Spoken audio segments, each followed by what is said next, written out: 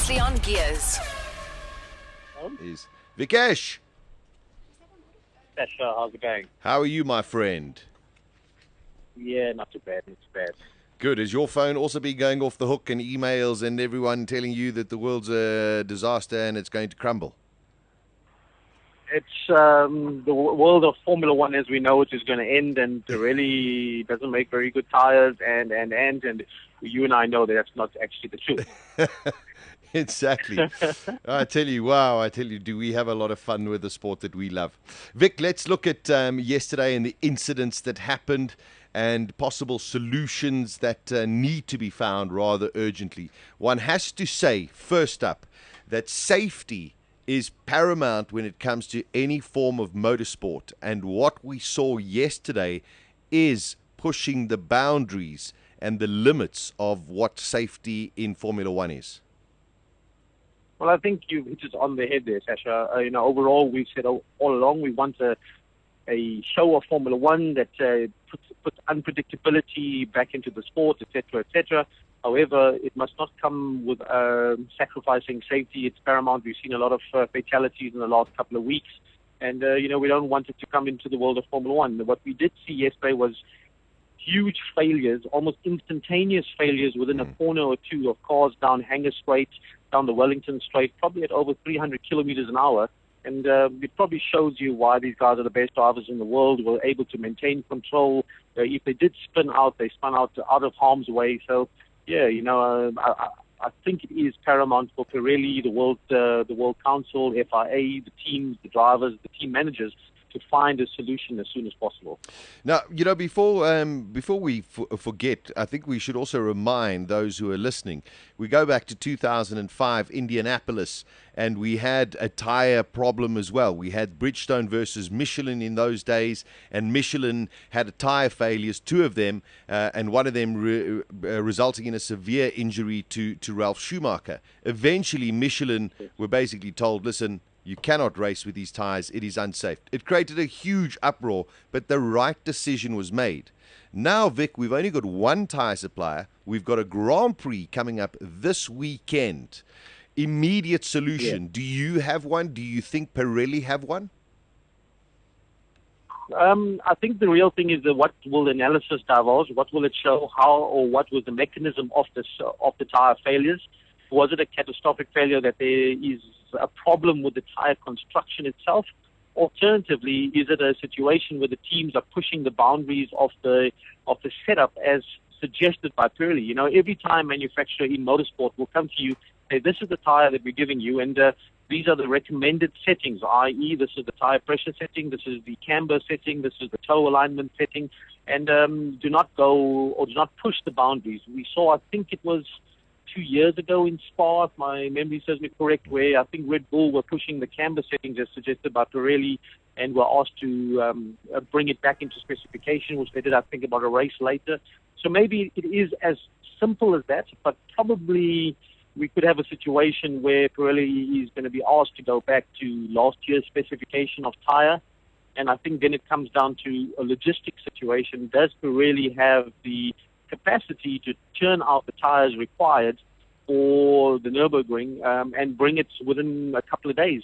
I somehow doubt that they've got that capability at this moment in time. Yeah, I think this is one of the million-dollar questions. But we've also got to go a little bit back, Vic. When Pirelli had suggested to the teams that they wanted to make some changes to the tires.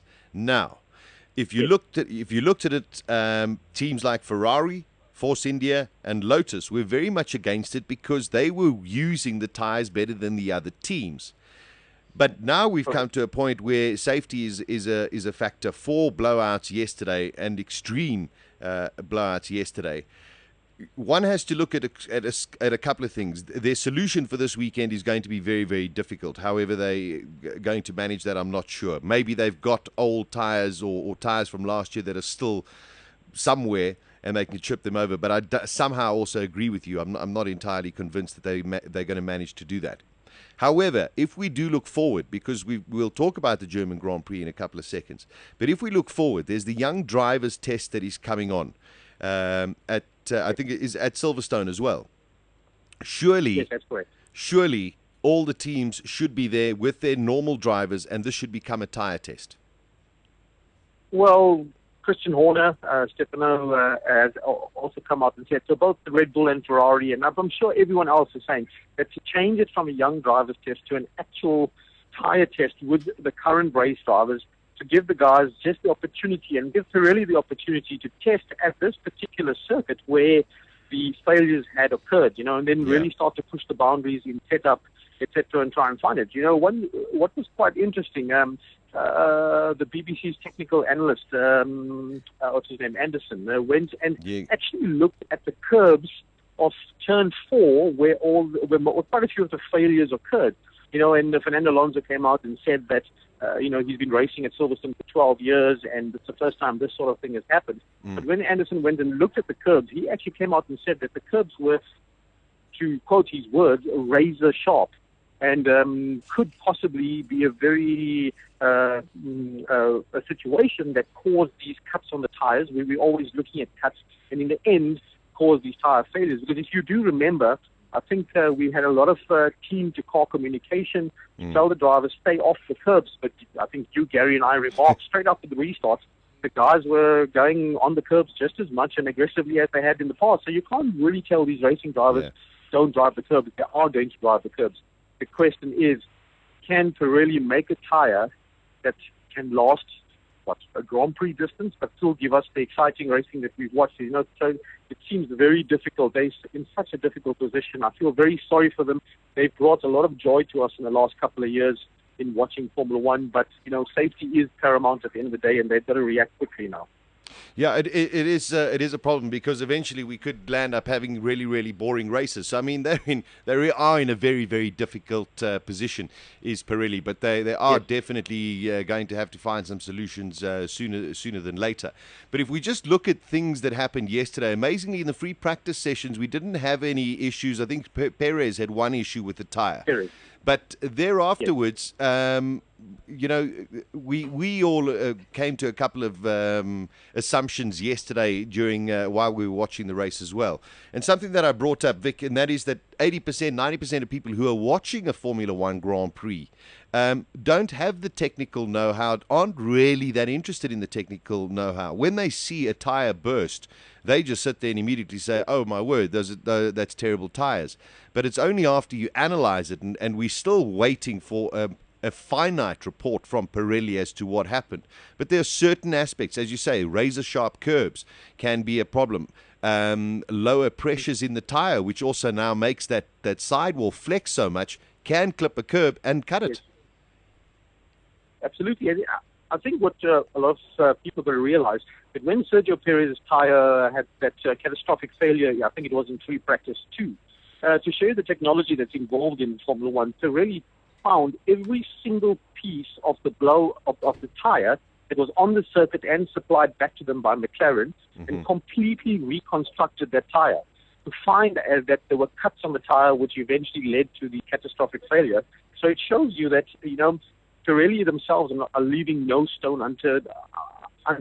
The technology that's being employed is cutting-edge technology, and we sometimes have to just take the emotion out of it, wait for Pirelli and the FIA and all the teams to come back with a diagnosis of the fault, and hopefully then it could be quite as simple as let's raise the tyre pressures a few PSI, or there's maybe a more far-reaching consequence where a total redesign of the tyres mid-season is required. At this moment in time, we are all postulating theories. What is the correct theory is only going to be divulged by Pirelli in the next couple of days, I guess. Yeah, and I think the main concern, of course, is coming to the Nürburgring this coming weekend, with the fact that if they don't have a concrete solution that appeases the teams, we could well see, and it's very sad to say, but we could well see a boycott from the teams this weekend. Well, look, Charlie Whiting did come out to say that he was on the borderline of actually red flagging the race yesterday based on safety considerations. So, it could very well be. I think what will happen is the teams will go into free practice. Hopefully, we have the weather plays ball and we've got lots of hot, dry weather running. Because remember, race day was slightly different to free practice, in that it was much hotter, and probably they were running much heavier fuel loads than in the free practice session, and that started to make the cars slide a bit more, etc., and then show up this type of failure. But the drivers themselves also say that the Nürburgring doesn't put the same sort of lateral loading and pressure on the tire as the Silverstone Grand Prix circuit. So, there could be a situation where we may never see this type of failure again for the rest of the season. Yeah. But I suppose in Formula One, as we've sort of said, you can't leave anything to chance. Safety is paramount. So I would expect the teams will be running a higher tire pressure than normal, which will make them slightly slower. But safety is the issue, and we could see a whole lot more pit stops. I wouldn't be surprised. You could end up seeing 4 to 5 pit stops a car. Just the teams don't want to risk too many issues. Well, I tell you, the scary thing is, no driver wants to get into a car driving 330 kilometers down a straight, anticipating that all of a sudden his tire is going to burst.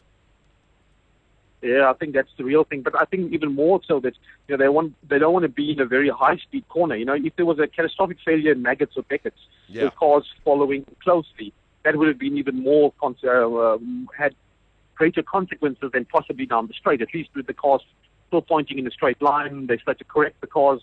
They showed fantastic reflexes. I remember, I think 2 or 3 of Fernando Alonso diving in and out of shredded tire. I think Raikkonen had it as well with Jean-Eric Vergne. So, it's really hectic stuff, and we just hope that everyone is safe and all the cars are safe, all the drivers are safe come the end of the Nürburgring Grand Prix. Well, you know what they say, for every problem there must be a solution, so let's hope that Pirelli can find a solution for this coming weekend. Vic, always great to chat to you, my friend, and I will see you on Wednesday, and hopefully we'll have a lot more news when we do Absolute F1. Fantastic, Sasha. Thanks for having me. All right, thank you very much, Vic. At the next intersection, turn on gears with Sasha Martinengo. Weekdays from 12 to 2 p.m. Central African Time.